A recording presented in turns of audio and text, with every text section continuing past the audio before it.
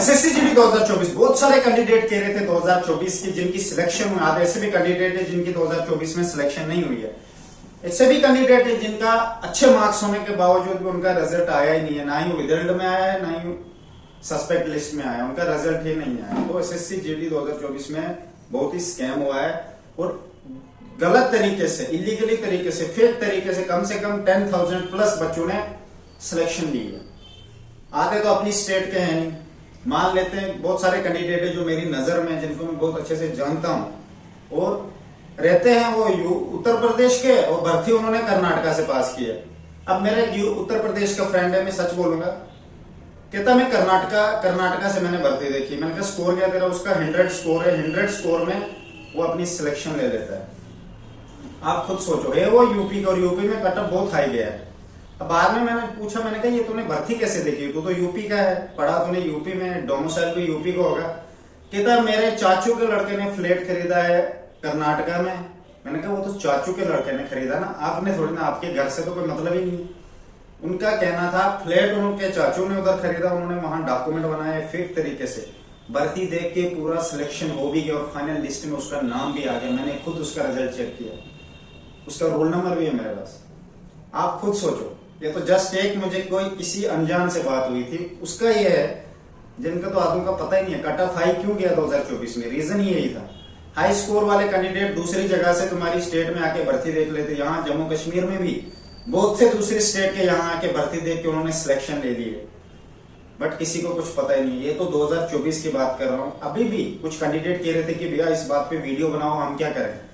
देखो कर सकते हो बहुत कुछ अगर करना चाहो तो, बट अकेले नहीं हो पाएगा। अगर आप बोलोगे मैं अकेले जाऊंगा, मेरे से ये हो जाए, नहीं, बहुत सारे कैंडिडेट को मिलना पड़ेगा, आपको एप्लीकेशन देनी पड़ेगी। आप हाईकोर्ट में दे दो एप्लीकेशन, इस चीज को रोको और दोबारा से अच्छे से चेकिंग की जाए, इनकी डॉक्यूमेंट वेरिफिकेशन की जाए, क्या ये सच में वही है जो ये इन्होंने क्या किया एक्चुअल में। ये डोमिसाइल फेक बनाया है इन्होंने, एड्रेस वहां का दिया हुआ है।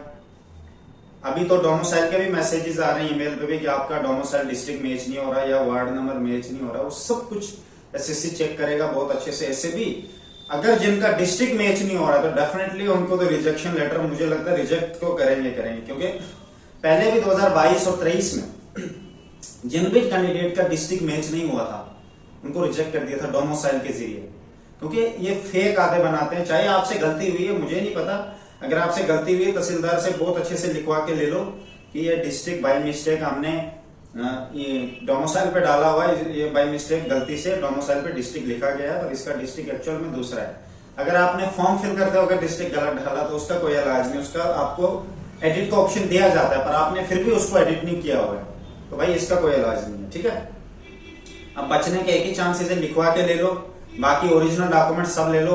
अगर मिस्टेक हुआ है एटलीस्ट सबूत ऐसा दो कि तुम उसी स्टेट में पढ़े भी हो, उसी स्टेट से आपने लिखा है, जो भी है उसी स्टेट से आपकी पूरी लाइफ की हिस्ट्री है पीछे, मतलब रहना भी यहीं का है, भर्ती भी यहीं इसी स्टेट में देखिए, फिर चांस है आपके बचने के। अगर सीन हुआ ऐसा कि आप मान लेते हैं फॉर एग्जाम्पल मैं जम्मू कश्मीर का हूँ, पंजाब में भर्ती देख रहा हूँ, मैं डोमिसाइल मैंने पंजाब का बनाया पर एजुकेशन क्वालिफिकेशन जम्मू कश्मीर की होगी, फिर इस चीज में थोड़ा शक बढ़ जाएगा और आपको टाइम भी लग सकता है और कुछ भी हो सकता है, गारंटी नहीं। अभी वो यही डिसाइड करेंगे अच्छे से चेक करके, बस आपके पास यही एक ऑप्शन है। अगर वार्ड नंबर गलत हुआ कोई बात नहीं, अगर फिर भी आया है वार्ड नंबर का वो बड़ी बात नहीं, बट डिस्ट्रिक्ट गलत नहीं होना चाहिए। इससे ये होता है कि आप बच रहे हो, आपके कोई केसेस चल रहे हैं दूसरे डिस्ट्रिक्ट में ताक, और मामा के डिस्ट्रिक्ट का आपने मामा के घर का एड्रेस दे दिया या किसी और के घर का एड्रेस दे दिया, ताकि मेरा केस का कोई पता होता नहीं चले, मैं वहां से करेक्टर बनवा के ले जाऊंगा। क्या फर्क पड़ता है, डीएम सर को क्या पता आपके बारे में, आपके खिलाफ केसेस है या नहीं है ना। आप तो प्रिंसिपल से साइन करवा के ले लो, डीएम सर बस करेक्टर बन गया।